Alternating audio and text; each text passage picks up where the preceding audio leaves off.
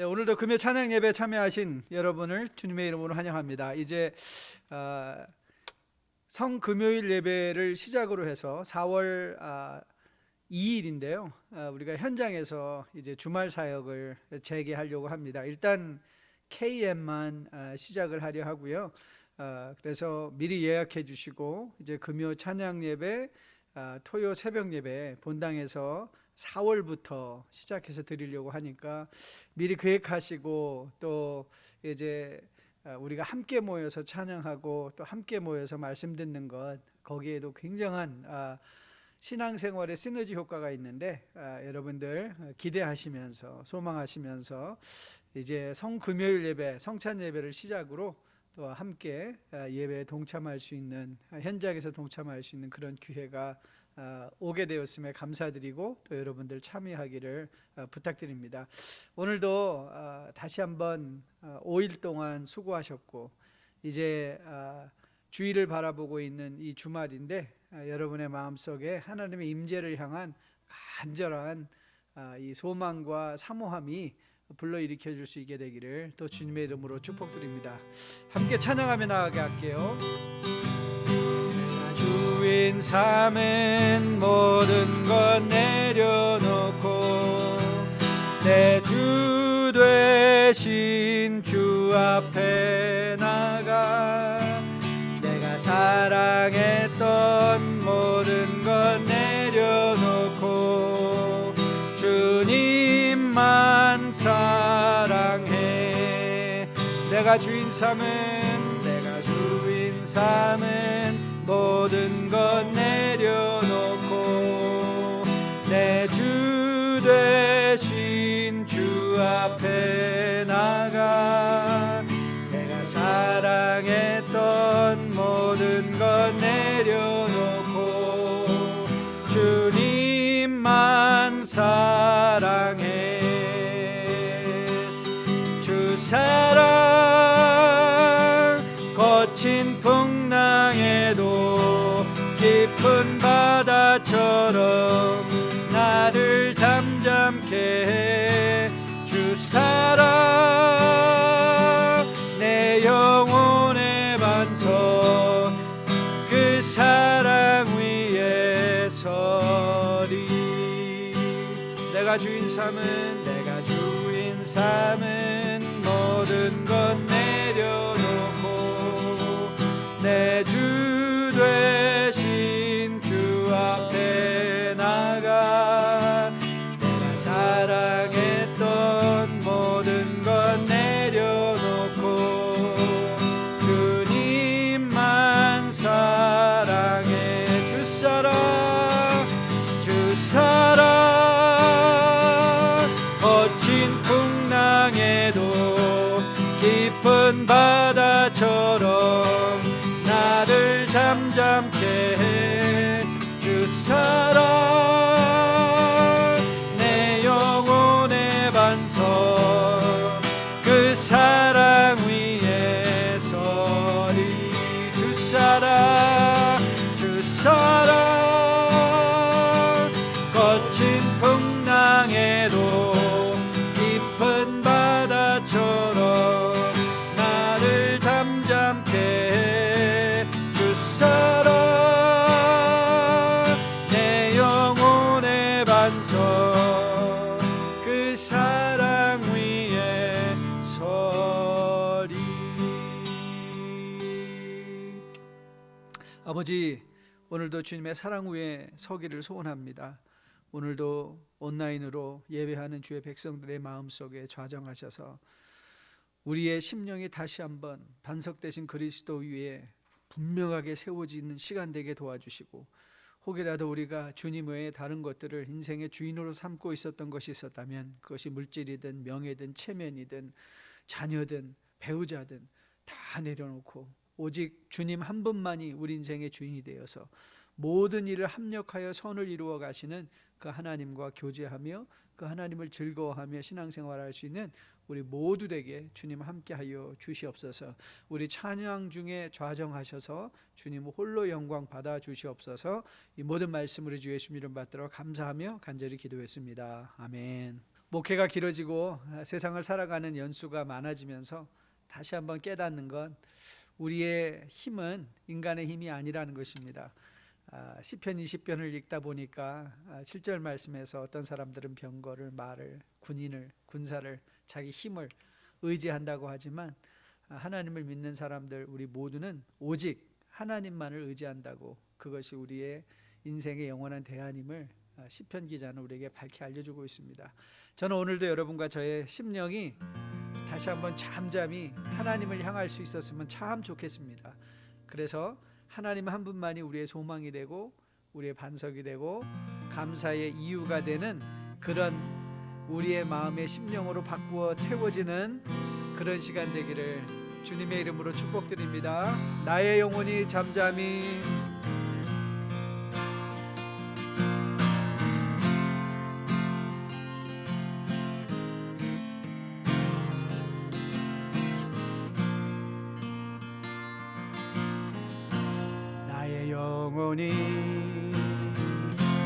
잠잠히 하나님만 바라며 나의 구원이 그에게서 나는 나의 영혼아 잠잠히 하나님만 바라라. 나의 소망이 저에게서 나는도다. 주만이 나의 반석, 나의 구원이시니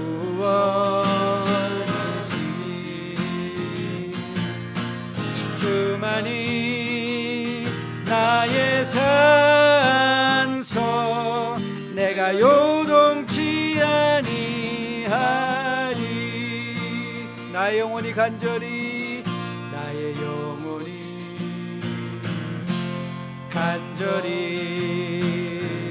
여호와를 갈망하며 나의 입술이 여호와를 찬양. 나의 영혼이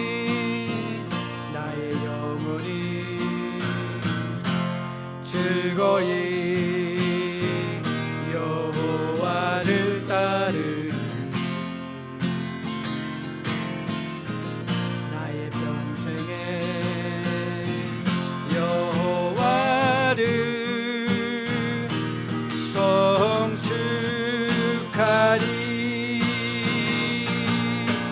주만이 나의 반석,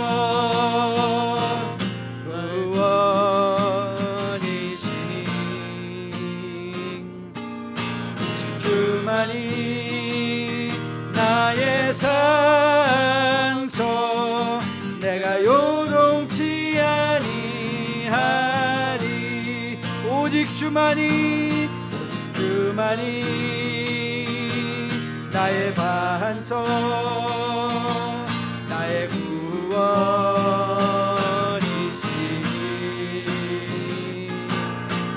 주만이 나의 산소, 내가 요동치 아니하. 나의 구원, 나의 영광, 나의 구원, 나의 영광 하나님께 있으니 내 힘에 반석과 피난처 되시네. 주만이 나의 반석, 나의 구원이시니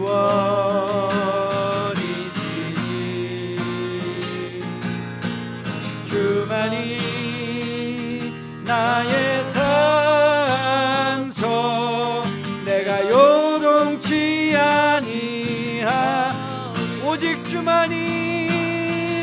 오직 주만이 나의 반석, 나의 구원이시니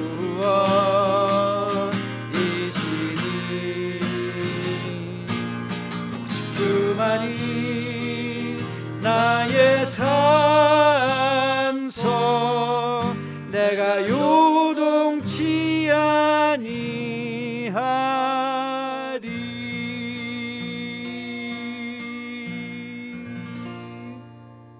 아멘.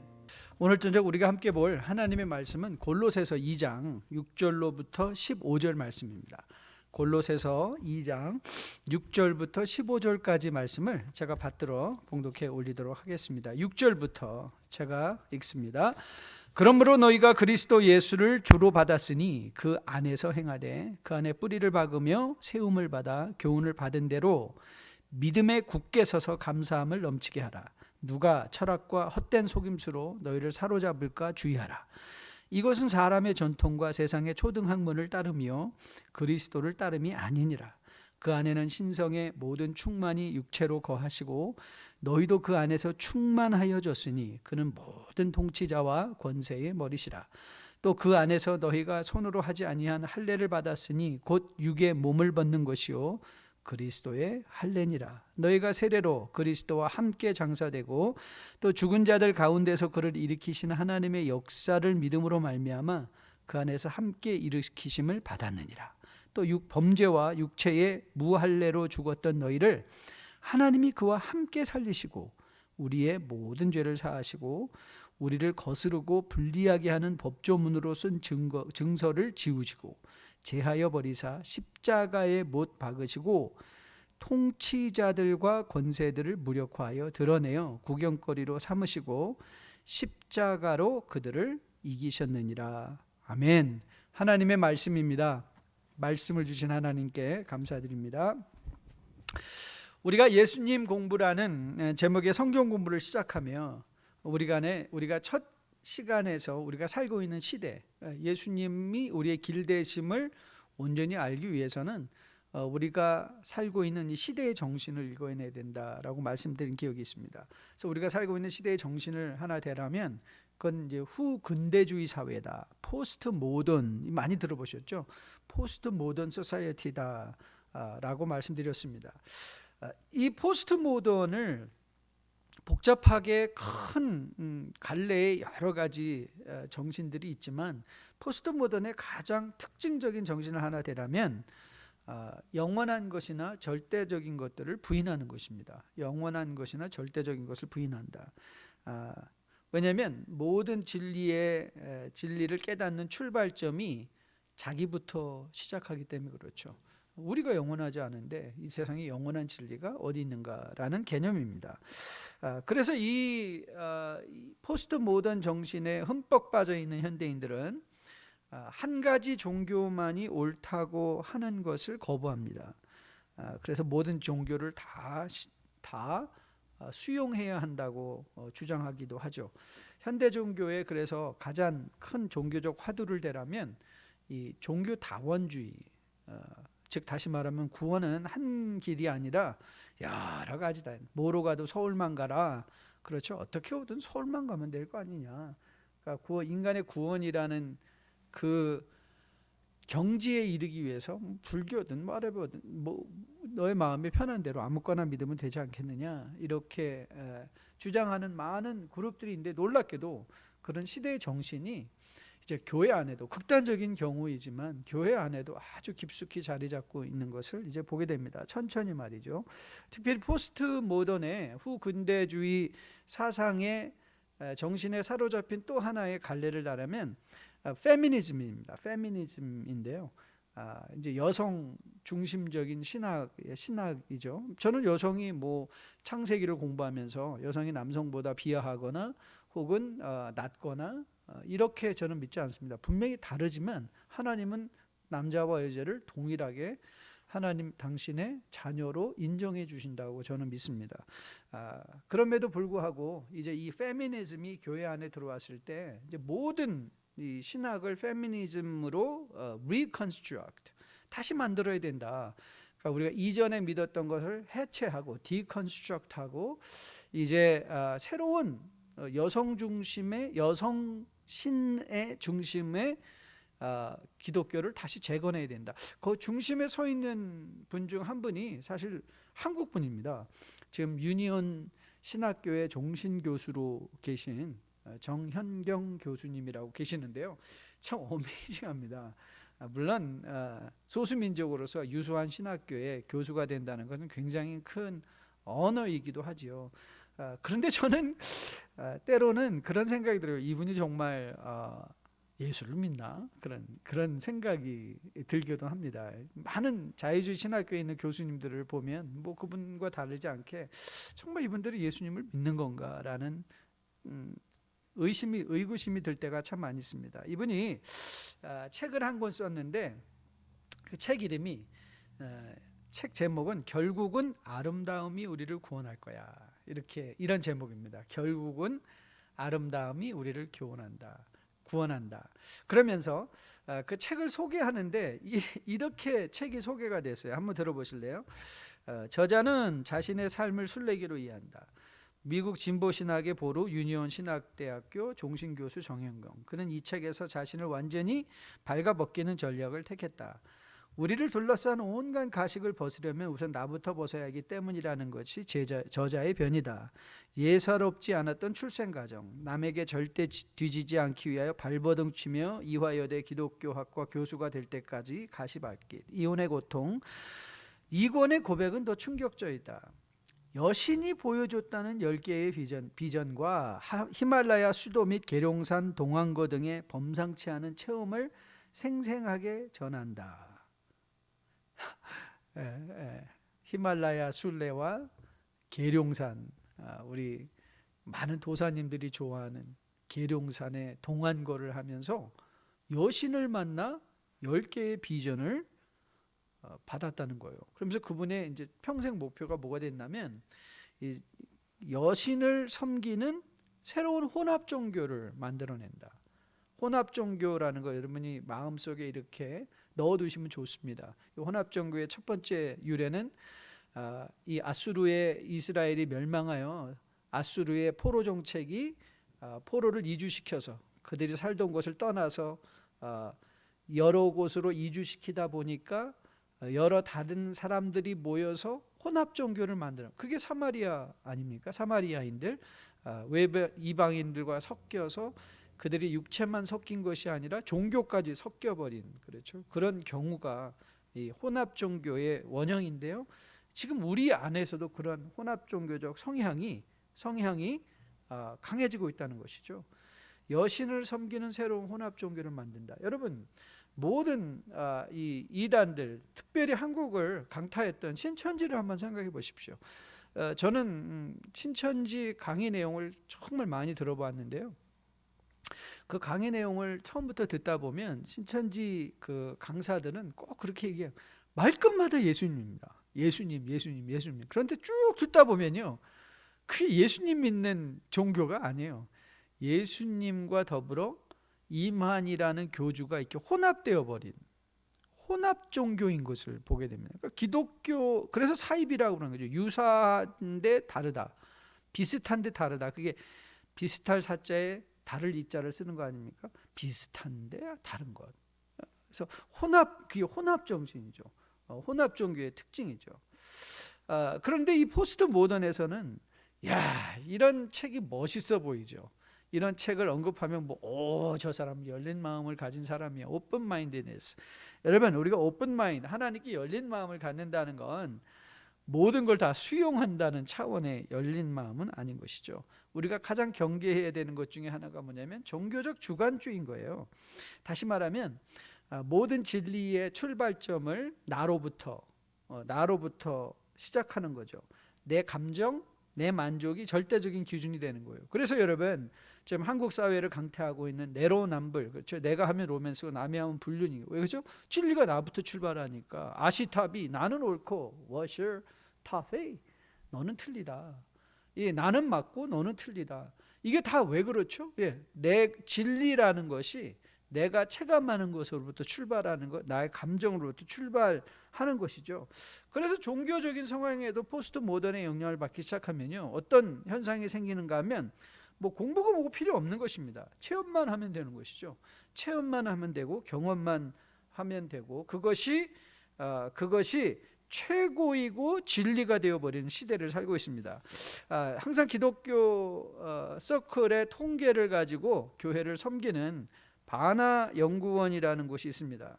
거기에서 기독교의 이제 현대 기독교의 특징적인 것을 몇 가지로 요약해 줬는데 몇 가지 아주 재미있는 현상이 있었습니다. 그 중에 하나가 뭐냐면 바나에서 설문조사를 했는데 예배에는 참석하는데 실질적으로 자신은 그리스도인이라고 예수가 자기의 인생의 주인이라고 고백하지 않는다는 거예요. 그게 41%라고 합니다. 물론 미국 교회에 하겠지만 그래서 이렇게 말한다는 거예요. 당신 왜 오늘 교회 왔습니까? 네, 주변에 절이 없어서. 주변에 절이 없어서.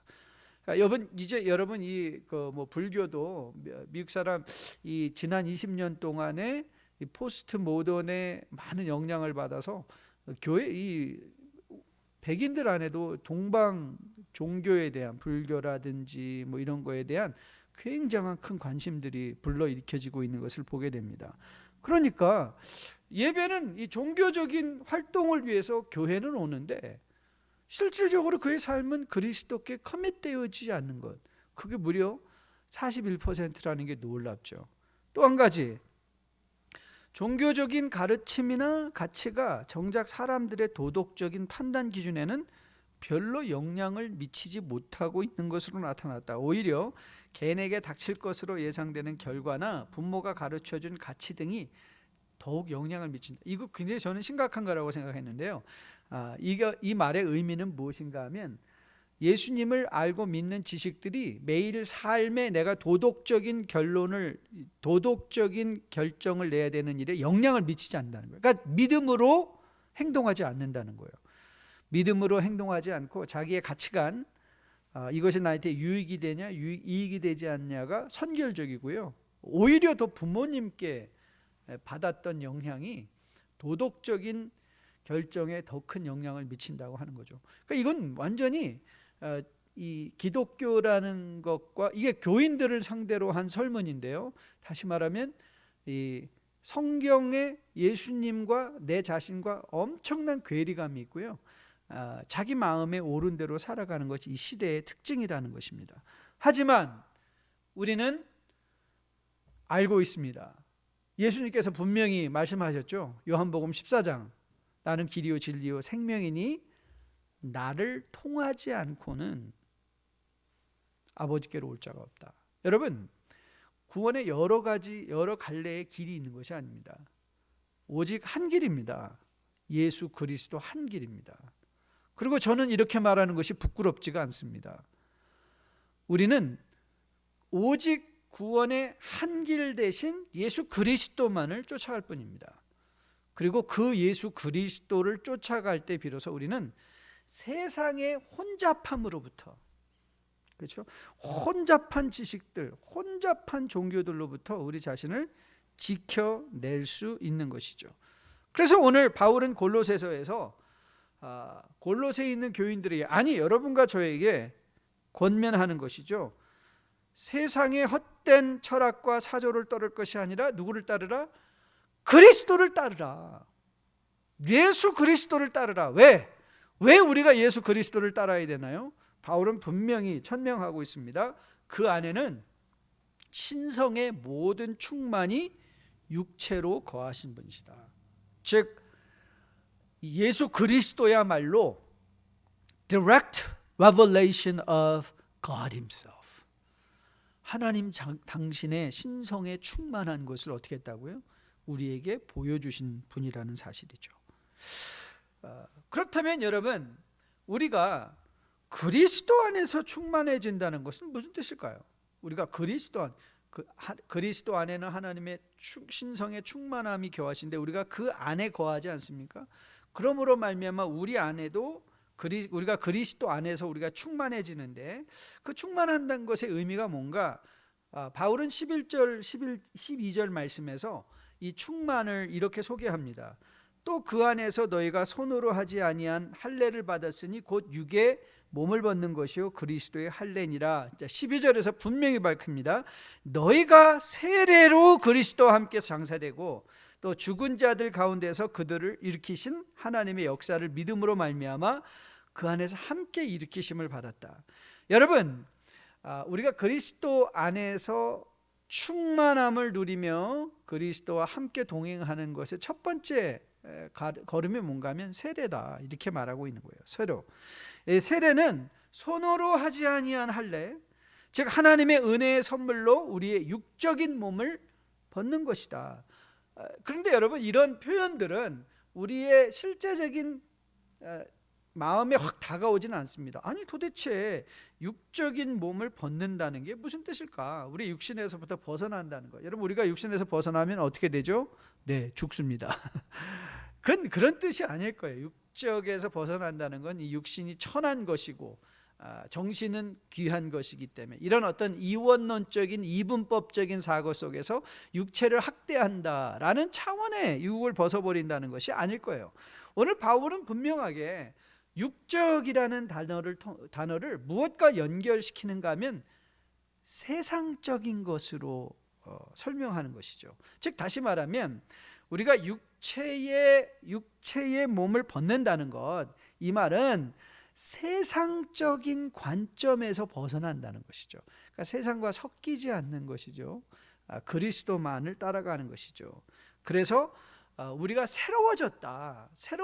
이전에 보던 것, 우리가 보는 것은 똑같은데 보는 방법이 달라졌다. 아니면 보는 관점이 달라졌다. 마치 우리가 여러분에게 자주 인용해서 말씀드리고 설명하는 것처럼 노란색 선글라스를 끄면 세상이 어떻게 보인다고요? 예, 노란색으로 보이듯이 우리가 이제 세례를 받았다는 것은 우리가 쓰고 있는 안경이 믿음의 안경으로 씌워졌다, 이 말이에요. 그래서 우리는 모든 것을 그리스도를 믿는 믿음을 통해서 보게 됐다. 그게 육체를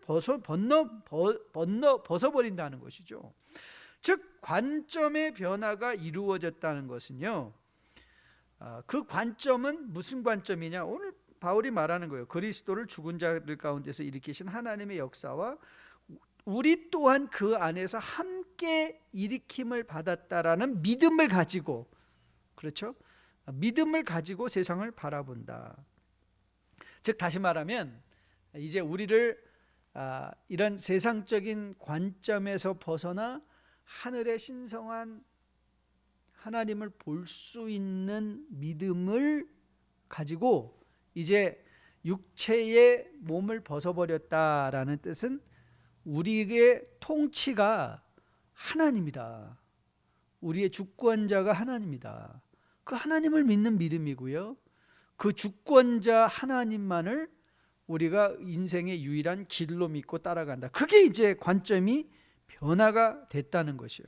이 일을 위하여 하나님께서 하신 일은 아들을 십자가에 죽게 하시고 살아나게 하심으로, 그리고 다시 오게 하심으로 우리 인생의 미래가 얼마만큼 예수 그리스도께 달려있는가를 보여주는 것이죠. 그래서 바울이 본문 12절부터 15절에서 이렇게 변증을 합니다. 그 그리스도에 대한 변증을 이렇게 하는데요. 자, 12절부터 우리가 같이 한번 여러분 소리내서 화면에 떠오르는 하나님의 말씀을 같이 한번 읽어보겠습니다. 자, 12절부터 읽을게요.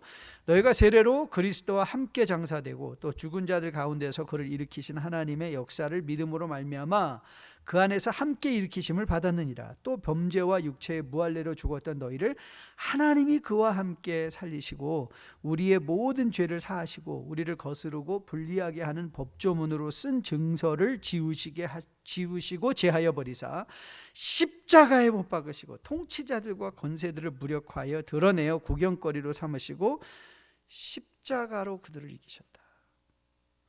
세례와 함께 우리를 살리시는 이 행위의 주체자가 누구신가? 하나님이라는 거예요. 하나님이 우리 구원의 주권자 되시고 우리의 구원의 유일한 이유 되시고 우리 구원의 유일한 길 되시는 분. 그래서 바울은 선언합니다. God made you alive. 하나님께서 너희를 살리셨다. God made you alive. 우리가 살아난 건 살아나는 건 바로 하나님이 하신 일이라는 사실이죠. 그래서 우리는 이것을 은혜라고 하는 것이죠. 은혜라고 하는 것.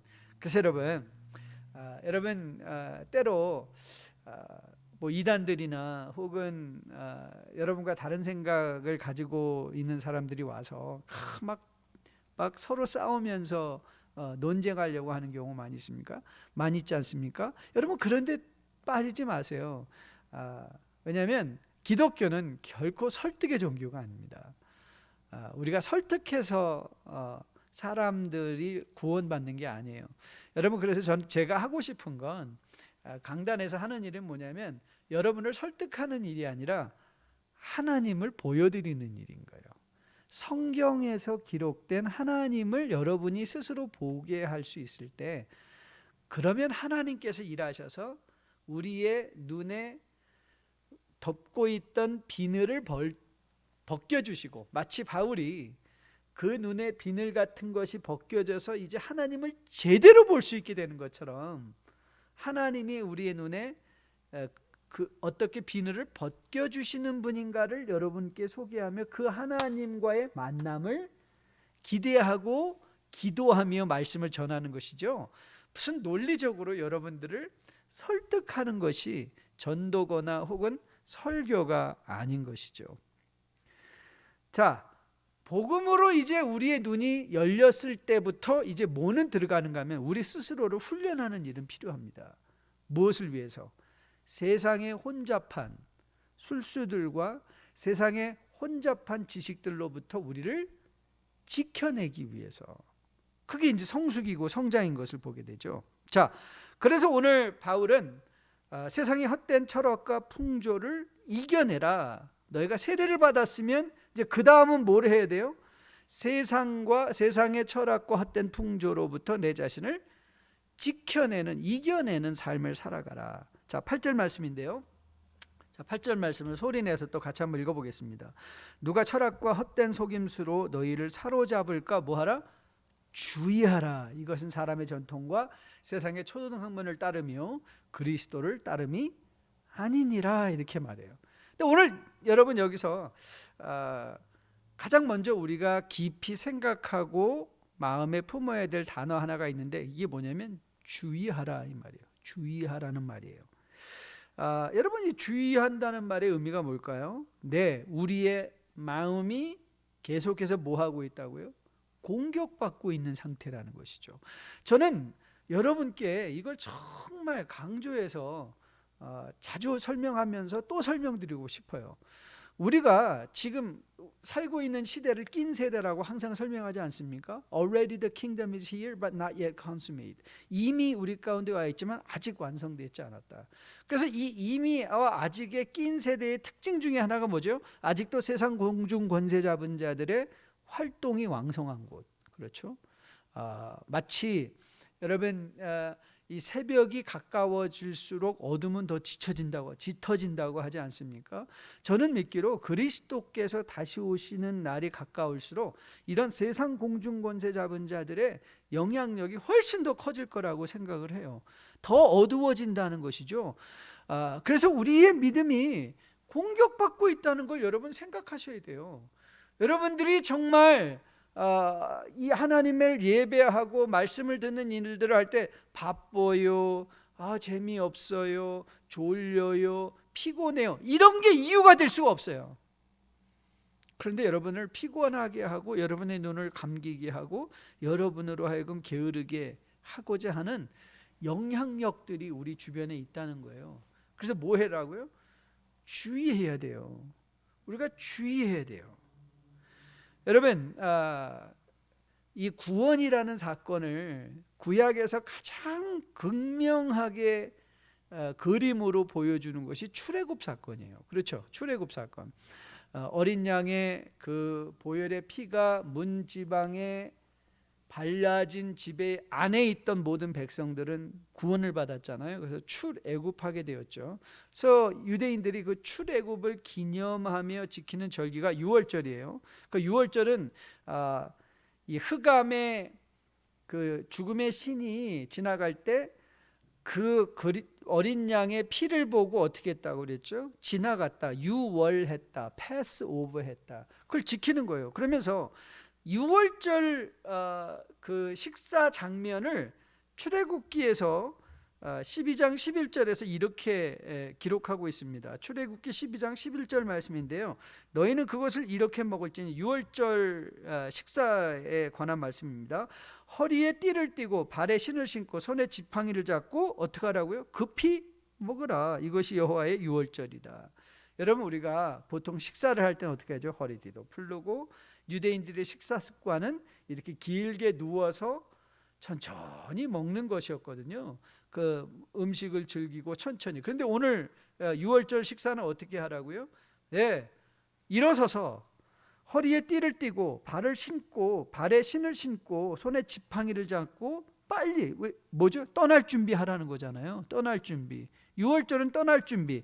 여러분, 만일 구원이 정령 이 출애굽 사건이 구원의 그림이라면, 여러분, 우리는 세례의 의미가 바로 우리에게 이렇게 다가오죠. 세례는 끝이 아니라 출발점이라는 거죠.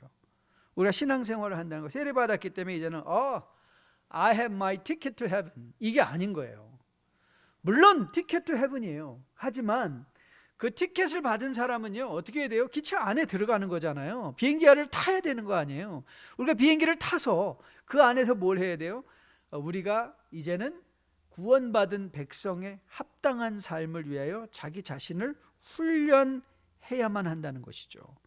그래서 많은 경우에 우리의 그 오해는 뭐냐면, 나 이제 구원받고 세례받았기 때문에 이제 거기서 성장이 멈춰버리는 게, 그래서 우리가 자꾸 세상의 헛된 철학과 풍조에 흔들리고 세상에 눈이 쏠리는 거죠. 여러분, 생각해 보세요. 유대인 이스라엘이 출애굽한 후에 그들이 가장 먼저 불평했던 것이 뭐죠? 광야 생활에 조금 힘들고 지치니까 뭐라고 말하겠어요? 우리가 왜 나왔냐? 우리가 언제 나오고 싶었다고 했냐? 우리가 그때 먹던 마늘과 부추와 파가, 고기가 생각납니다. We wanna go back.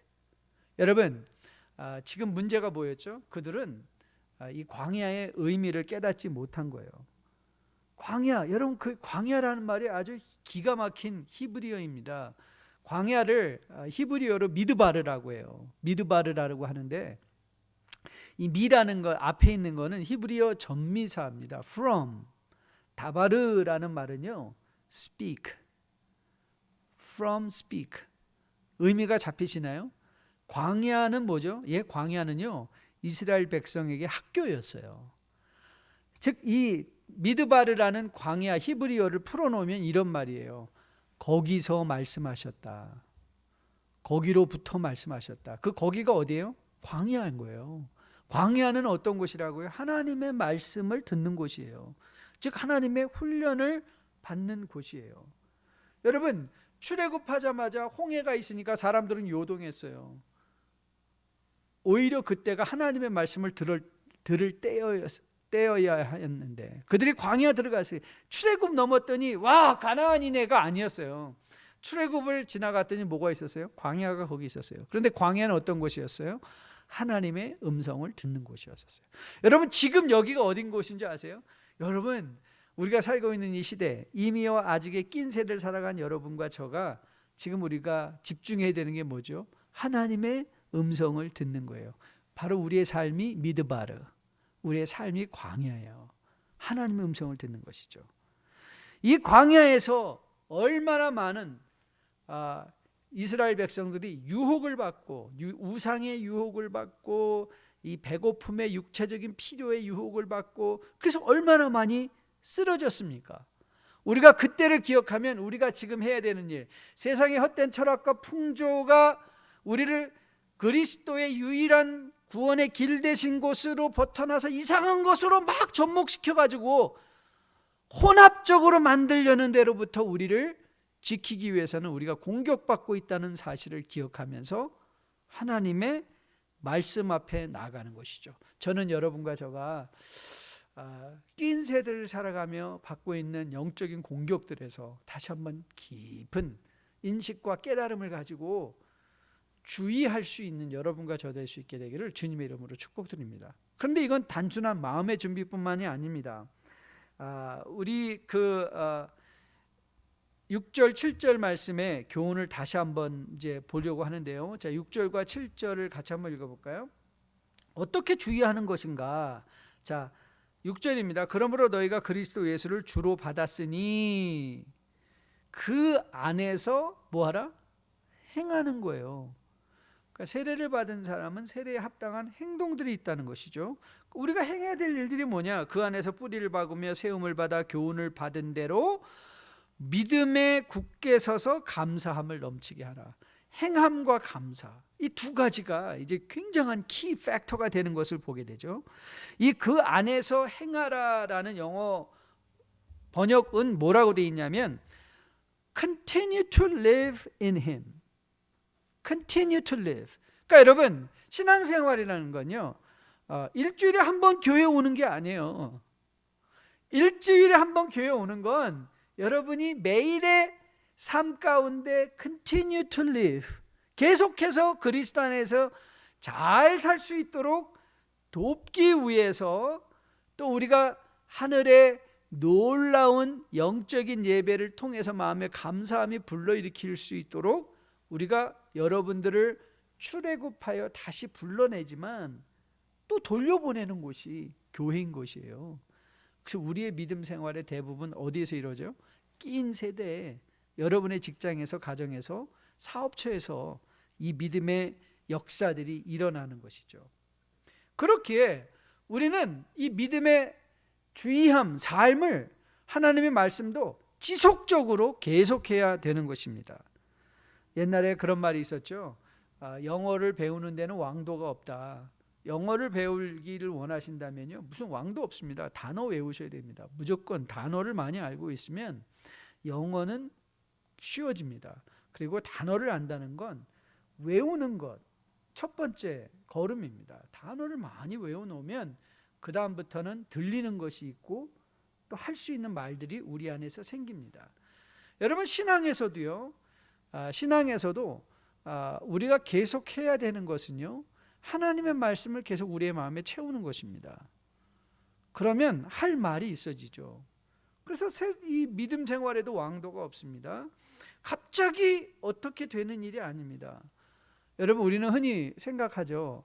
한 번 은혜 받고 모든 걸 해결하고 싶어하는 우리 한국적 국민의 성향들 중에 하나가 한 방에 뭐 좀 해결돼 보자. 그래서 집회들을 그렇게 좋아하는 이유가 어디에 있는가 하면, 정말 힘든데 한 방 그냥 성령에 쾅 큰 불 받아가지고, 그게 착각이죠.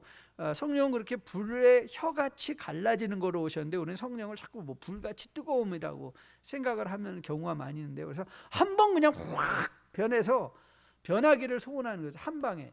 여러분, 저는 이것을 항상 여러분에게 뭐라고 말씀드렸죠? 이 로또 신앙이에요. 로또 신앙. 여러분, 지난번에 제가 살짝 마음에 그 유혹이 들더라고요. 세상 초유의 그 복권 당첨금이었을 때, 나도 한번 사볼까? 그랬는데 거기서 어떤 분이 이 신문에 글을 쓰기를, Don't ever buy lotto ticket. 왜냐하면 그때 뭐 몇 억분의 1이었던 것 같아요. 그 당첨 확률이.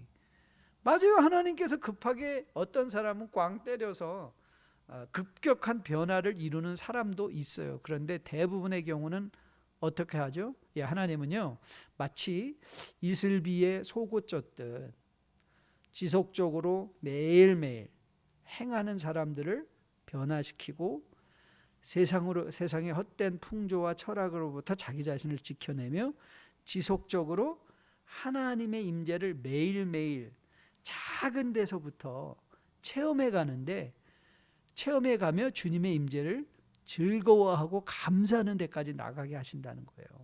저는 여러분이 이 과정을 꼭 잊지 않게 되기를 주님의 이름으로 축복드립니다. 여러분의 마음을 항상 배우려는 자세로 매일, 그렇기에 저는 이게 저한테 도움이 많이 되더라고요. 어떤 일이 일어나든지 간에 이 질문을 꼭 던져보는 거예요. 하나님이 왜 나에게 이렇게 돈을 주실까? 물질적으로 여러분이 성공을 한다면 그 질문을 던져보셔야 돼요. 하나님이 왜 나에게 이런 물질의 선물을 주실까? 혹이라도 여러분들이 어려운 걸음에 들어가신다면 한번 물어보셔야 돼요. 하나님께, 하나님 왜 내가 이런 어려운 걸음을 걷게 되었을까요? 하고 물어보면서 내 삶에 혹시 내가 걸어온 길들을 쭉 돌아보면서 내가 취하지 말아야 될 것을 취했나? 버려야 될 것을 버리지 못했나? 이런 것들을 생각하는 것이죠. 저한테도 그게 많이 도움이 돼요. 그러면 감정적으로 그 일어난 일에 대해서 리액트하기 전에 생각할 수 있는 시간을 갖고, 그래서 그것들이 물질의 성공이 사단의 유혹거리가 되는 것이 아니라 우리의 삶의 진정한 하나님께 대한 감사의 제목이 될 수 있게 되고, 실패 가운데서도 그것이 우리로 하여금 분노하게 하고 냉소감으로부터 하나님께 멀어지게 하는 것이 아니라 그런 실패를 통하여 우리를 다듬어 가시며 더욱더 그리스도의 장성한 분량이 충만한 데까지 자라가게 하시는 하나님의 임재를 체험할 수 있는 것. 그게 언제 가능하죠? 네, 매일 나의 삶에 일어나는 일을 믿음의 눈으로 바라보며 내 자신을 지켜내려 할 때. 그래서 베드로 사도가 베드로전서 5장에서 권면한 것처럼 8절 말씀이죠. 근신하라, 깨어라. 항상 우리의 삶이 근신하고 깨어 있어서 그 가운데 하나님의 임재를 말씀을 통하여 체험하고 매일의 삶의 작은 승리들을 우리가 경험할 수 있게 될 때 큰 싸움에도 지지 않는 그런 주의 백성으로 거듭나 세워질 수 있죠. 그래서 우리는 이 세상의 헛된 풍조와 철학으로부터 우리를 지키기 위해서 주의해야 되는데, 주의하는 그 방법은 그 안에서 계속해서 살아내는 것. Continue to live in Him. 계속해서. 어느 날 갑자기 일주일에 한 번만 사는 게 아니라 매일 삶의 현장에서 하나님과 동행하는 것. 하나님과 동행하는 것의 가장 중요한 구체적인 교훈점은 하나님의 말씀대로 살아보는 것. 저는 여러분들이 우리의 길 대신 그리스도를 마음에 깊이 묵상하고 하나님의 말씀을 통해서 그 그리스도를 매일 삶에서 만남으로 말미암아 그 예수, 그 길 대신 예수로 말미암아 여러분들의 모든 사상들이, 믿음들이, 삶들이 세상의 헛된 풍조와 철학적 사조로부터 지켜져서 항상 순결한 마음으로 살아낼 수 있는 여러분과 저 될 수 있게 되기를 주님의 이름으로 축복드립니다. 여러분, 우리가 코로나 바이러스로 미국의 전체 인생의 삶이 많이 변하지 않았습니까? 이런 비슷한 사건이 한 번 있었던 거 기억하시죠? 네, 911 9.11 테러 사건입니다. 그것도 미국을 엄청나게 바꿔 뒤흔들어 놓은 사건 중에 하나 있죠. 우리가 여행하는 것도 다 변했고 마치 코로나 바이러스처럼 미국 전체 국민의 생활을 바꿔버린 것이죠. 그때 아주 흥미 있는 통계들이 많이 나왔습니다. 이 9.11 사태로 말미암아 정말 몇천 명의 사상자를 내며 일어난 흥미 있는 사건 중에 하나가 뭐냐면 많은 사람들이 교회로 돌아오기 시작했다는 거예요. 내 인생도 저렇게 한 방에 훅 갈 수 있구나라는 마음속에 교회로 모여서 기도도 하고 예배도 드렸는데, 여러분 그게 몇 달 간 줄 아십니까? 2달. 2달 후에는 as if nothing happened, back to normal. 여러분 놀랍게도 요즘 흥미있는 통계들이 또 많이 나오고 있습니다. 코로나 바이러스 이후에 당신 교회로 돌아가겠습니까? 여러분 놀라운 숫자의 사람들이 교회로 돌아간다고 할 뿐만 아니라 영국 같은 경우는 이 코로나 바이러스를 말미암아 기독교에 대한 관심들이 급증하고 있다고 말하고 있습니다. 그런데 저는 알고 있습니다. 코로나 바이러스가 끝나면 as if nothing happened, 다 잊어버릴 겁니다. 정말 빨리 잊어버릴 것 같아요. 또 만나서 또 함께 먹을 수 있고 마실 수 있고 또 함께 우리가 누릴 수 있고 즐길 수 있는 때가 오면 코로나 바이러스가 뭐야 하는 때가 곧 올 거라고 저는 믿습니다. 여러분, 그런데 우리는 그걸 잊으면 안 되죠. 우리의 삶을 지켜야죠. 여러분 여러분 혹시 이런 말 들어보셨는지 모르겠어요. deep fake라는 단어가 등장했는데요. 어느 날 BBC 뉴스를 보고 있는데 거기에 갑자기 MBC 뉴스에 한국 앵커가 거기에 떠 있는 거예요. 그래서 이게 뭐지? 왜 BBC에서 영국 뉴스에서 왜 한국 MBC 얘기를 하지? 그래서 눌러봤더니요. 그 앵커가 실제적인 그 앵커가 아니라 비슷한 체형의 사람 속에 이 인공지능 컴퓨터가 그 얼굴을 슬쩍 바꿔가지고 저도 이렇게 봤는데 저도 그 아나운서를 알고 김주아 아나운서 있었는데요. MBC 메인 앵커 중에 한 분인데 저도 정말 모르겠더라고요. 저게 다른 사람이라고? 근데 최근에 여러분 영화배우 톰 크루즈 딥페이크 뉴스가 나왔잖아요. 그 톰 크루즈랑 비슷한 체형의 사람을 가지고 얼굴만 이 컴퓨터 합성 기술을 아티피셜 인텔리전스 인공지능이 사용해서 그 얼굴만을 살짝 바꿔놨는데 완전 톰 크루즈 배운 거예요. 여러분 우리는 이런 시대에 살고 있어요. 옛날에 여러분 신문 읽으면 사실인 줄 알았죠. 여러분 옛날에 인터넷에 신문 나오면 인터넷에서 읽은 것이면 it must be true 그렇게 그런 때가 있었죠. No. 요즘 필요한 게 뭐라고요? fact check. fact check. 여러분 카톡으로 받는 모든 뉴스가 you need to check. fact check. 카톡으로 누가 인터넷에 이렇게 말했대더라 하는 거 여러분 그거 첫 번째로 의심하셔야 됩니다. 그리고 확인해 보셔야 돼요. 본인 스스로 이게 정말 맞는 말이야? 막 날르기 전에. 그렇지 않으면요. 우리가 이런 주의를 기울이지 않으면 오늘 바울이 권면한 것처럼 우리는 세상의 풍조와 철학에 우리의 심령이 잠식당해서 우리가 진정으로 누려야 될 성숙과 감사를 놓쳐버리고 살아간다는 것이죠. 여러분 예수 그리스도를 왜 우리가 계속해서 따라가야 되나요? 엠마오로 가는 제자들에게 주님은 말씀하셨죠. 기억하십니까? 성경의 모든 이야기들이 내 얘기다. 여러분 우리가 왜 구약 말씀을 읽어요? 거기에서 우리가 길 대신 예수 그리스도를 만나기 위해서. 신약의 말씀을 왜 읽어요? 거기서 길 대신 예수 그리스도를 만나기 위해서 그 길을 가는 거예요. 우리가 예수 그리스도로 우리의 마음이 심령이 충만하게 채워지면 세상적인 사조와 풍조로부터 우리의 마음이 지켜지게 되는 것이죠. 저는 여러분과 저가 다시 한번 길 대신 예수 그리스도, 우리가 살고 있는 이 세상, 거짓으로 난무하는 이 세상 속에서도 예수 그리스도 그 길을 쫓아감으로 말미암아 좌로나 우로 치우치지 아니하고 진리 가운데 서서 예수님 다시 오시는 그날까지 믿음 생활 잘 감당하는 뉴라이프의 백성들로 거듭나 세워질 수 있게 되기를 주님의 이름으로 축복드립니다. 그 일을 위하여 주의하시고 그의 안에서 계속해서 살아내시고 매일매일 삶의 조그마한 노력을 통해서 하나님의 말씀으로 여러분의 심령이 채워져서 우리의 피난처 되신 그리스도로 인하여 여러분들의 심령이 지켜지고 순결해지고 성숙해지기를 주님의 이름으로 축복드립니다. 마지막 찬양을 준비하고 또 한번 먼저 불러보면서 정말 맞다.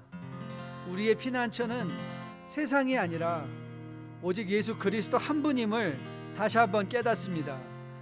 우리 힘차게 찬양했으면 좋겠어요. 그리고 힘차게 결단했으면 좋겠어요. 우리의 피난처 되신 예수 그리스도 그분만 쫓아가겠습니다. 그분을 내 마음에 채우겠습니다. 그분으로 인하여 세상의 헛된 철학과 사조와 풍조로부터 포스트 모던의 우리의 심령을 어떻게든지 공격하는 대적 세상 공중권세자분자들의 공격으로부터 지켜지기에 원합니다. 기도하고 소원하는 마음으로 함께 찬양하며 나아갑니다. 피난처 되시는 주 예수 영원한 승리의 왕 주님의 얼굴을 구할 때 주의 빛 비추시네. 전쟁은 주님께 속했네. 승리는 우리의 것. 예수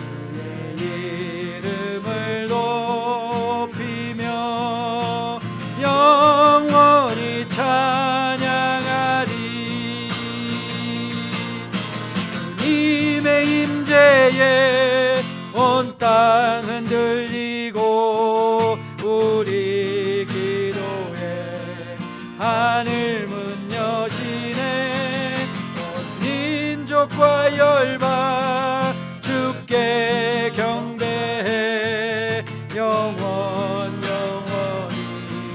보좌에 계신 주께 피난처 되시는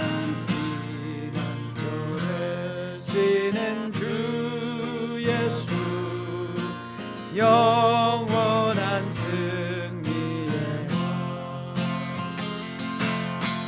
주의 얼굴을 구할 때 주의 빛 비추시네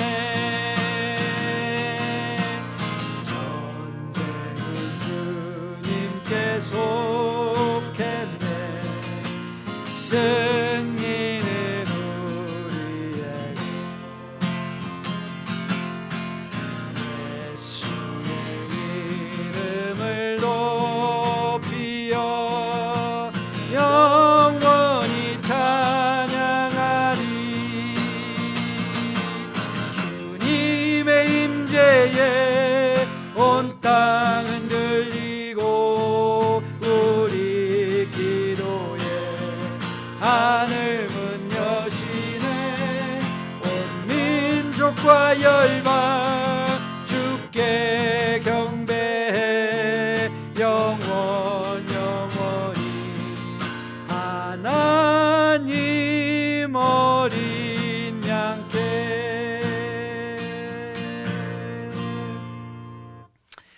아버지 우리의 피난처 도피성 되어 주시고 또 우리의 길 되어 주신 예수 그리스도를 찬양합니다.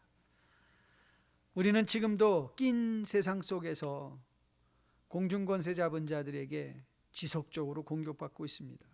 시대의 정신, 포스트 모던의 정신뿐만 아니라 세상의 헛된 사조와 풍조들, 그리스도와 교모하게 엮어버려 그리스도를 믿는 것이 아니라 이상한 것을 믿게 하는 혼합적인 사고와 사상 속에서 우리는 살고 있습니다. 그러나 하나님 말씀을 통하여 그리스도를 우리에게 매일 보여주시며 그 길을 걷게 하신 하나님을 찬양합니다. 기도합니다. 우리 뉴라이프에 속한 백성들은 어느 날 한 번에 갑자기 받는 은혜가 아니라 마치 이슬비처럼 우리의 속 깊은 심령까지도 은혜로 촉촉히 적셔주시는 그 그리스도를 매일 말씀을 통하여 만나며 그래서 이들의 삶이 세상의 헛된 풍조와 철학으로부터 지켜지며 그래서 순결한 믿음을 가지고 주님 다시 오시는 날까지 믿음 생활 잘 감당해내는 뉴라이프의 백성들로 다 삼아 주시옵소서. 이제는 우리 주 예수 그리스도의 은혜와 아버지의 지극하신 사랑과 성령님의 인도하심이 이제 말씀을 받고 그리스도 안에서 주의하는 가운데 그 안에서 계속해서 살아감으로 주님 다시 오시는 날까지 순결한 믿음으로 주님 앞에 서기를 소원하며 머리 숙인 뉴라이프의 백성들의 머리 위에 이들의 가정 위에 섬기는 기업과 직장 위에 자녀들 머리 위에 지금으로부터 영원까지 함께 계실지어다. 아멘. 감사합니다. 좋은 주말 보내시고요. 또 주일에 기쁜 마음으로 감사한 마음으로 예수님 하나님 예배를 통해서 만나기를 사모하며 또 교회당과 온라인 예배로 동참하신 여러분 되시기를 주님의 이름으로 축복드립니다. 샬롬.